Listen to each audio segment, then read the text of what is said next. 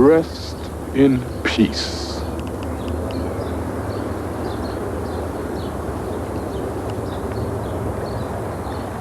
Not very popular, was he, Honey Bunny? Well, he was never allowed to tell anyone what he really was, or where he really was, or who he really was, so no wonder there's only us. And P. In private, I called him and he called me Humper Thumper. Back to business. If N's just been killed, we have to find O. No, that would be too easy. He's clever, you know, damn clever. Killed so far are J, S, M, N, and A. He's not killing in any particular order, or he's dyslexic. His method of killing, though, is alphabetical. S was strangled, N had his neck broken, M was hacked to death with a machete, A was shot by an arrow, and J was jumped on by a Jehovah's Witness. We're not looking for the alphabet killer. What? Then who? The anagram killer. He's spelling someone's name. Mine. James Bonk. J, A, M, S, and N have gone. Left are K, O, B, and E. Where's K? Japan. I'll be on the next plane. Bonk, take these gadgets with you. An electromagnetic laser watch with inbuilt payphone and answering machine. But don't get it wet. And Bonk, you'll like this one. A plastic explosive which doubles as a condom. Good luck.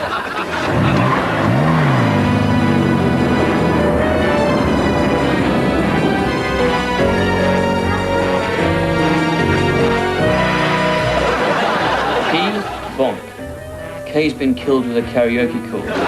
I'll fly to Venice and catch the Orient Express to Paris. Get Honey Bunny to book me a couchette. A double couchette, naturally.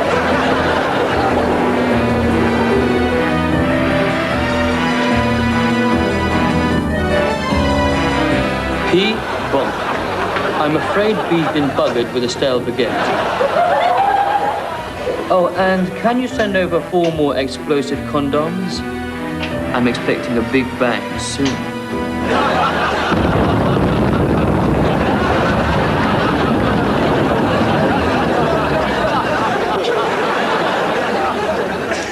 Poor James.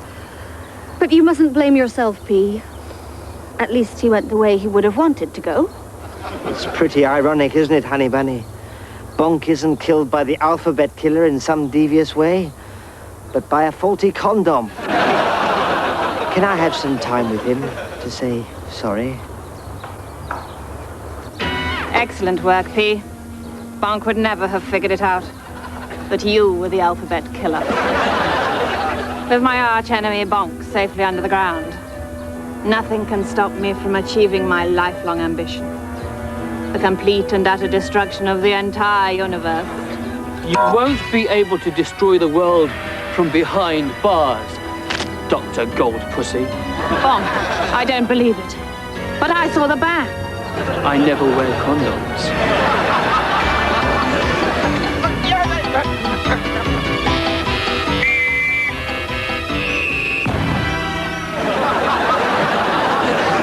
Why did you do it, P? You secret agents get all the fun. I wanted the trips away. And the sex.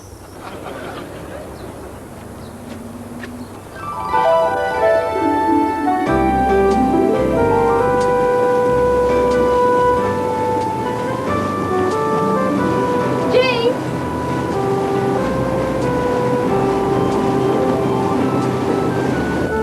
James, it's for you.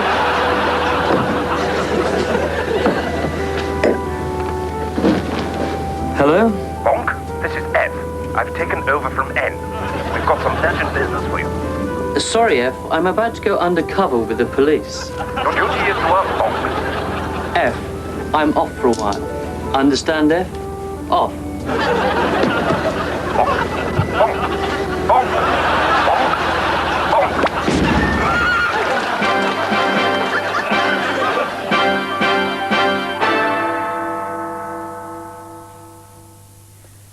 evening.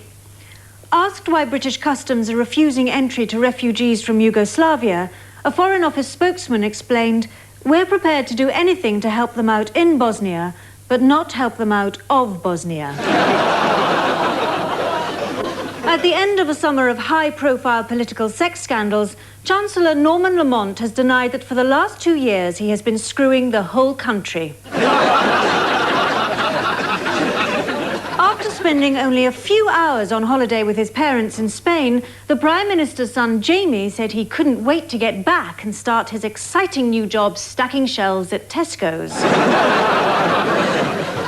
More bad news for George Bush. Behind in the opinion polls and smeared by the press, he is unable to find anyone who will admit to having had an affair with Dan Quayle. Following the predicted 50% rise in water bills by the end of the century, a spokesman for the British water authorities defended the increase on the grounds of quality. He said, "None of our water is allowed out until it has been passed by the management." And finally, following the first anniversary this week of the Dangerous Dogs Act, John Major today launched a personal initiative to have rampant and uncontrollable animals neutered.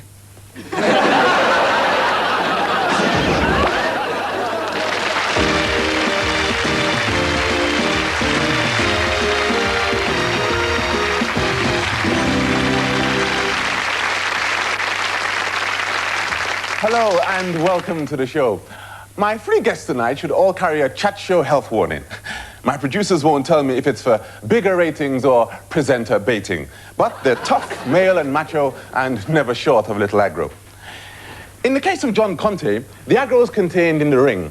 For Georgie Best, it was on the pitch or in the pub. And in the case of my first guest, Oliver Reed, the aggro came wherever he could find it. Ladies and gentlemen, Oliver Reed.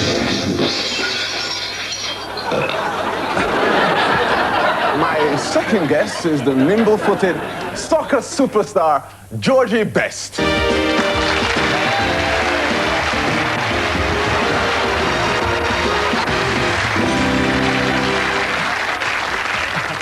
They're getting closer. Maybe the next one will make it. Ladies and gentlemen, my last guest, Mr. John Conte.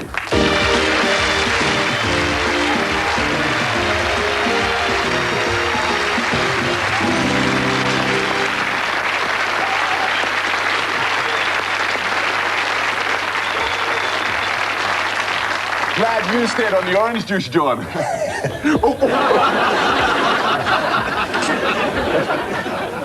Now, Oliver, a season of your films has recently been seen on TV, including the classic Women in Love. How did you feel about stripping off and rolling about naked with Alan Bates and Glenda Jackson?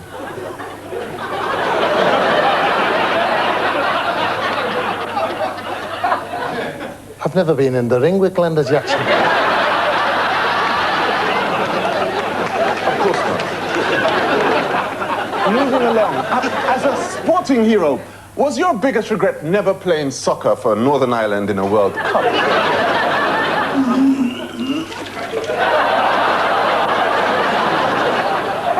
Well, I think George could best answer that when he wakes up.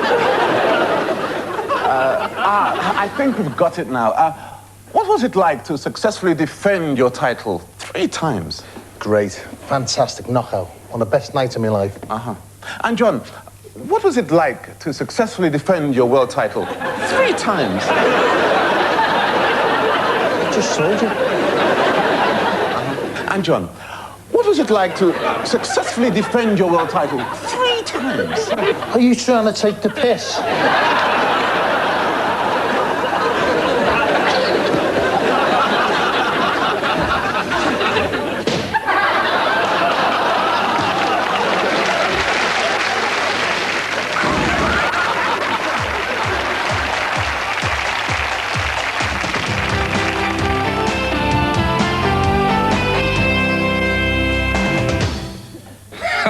Welcome to today's football highlights. Manchester United thrash Liverpool 8-0, Arsenal lose to Spurs, and Leeds United have 3 sent off.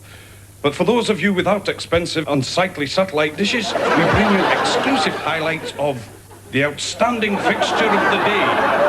The 3rd Division relegation battle between Halifax and Scarborough. Oh, this is going to be a classic, this one, Wimsey. It really is. I mean, two skillful, talented side at the peak of they really are marvellous. They are full of tension, drama, and excitement. Excuse me, Bigger, somebody scored. Have they? Oh, well, that's just typical, isn't it? I mean, what a dreadful goal that was. Bigger, don't you mean a dreadfully good goal? No, it was terrible. It really was awful, you know. It's a bit like you know. You get on my tits.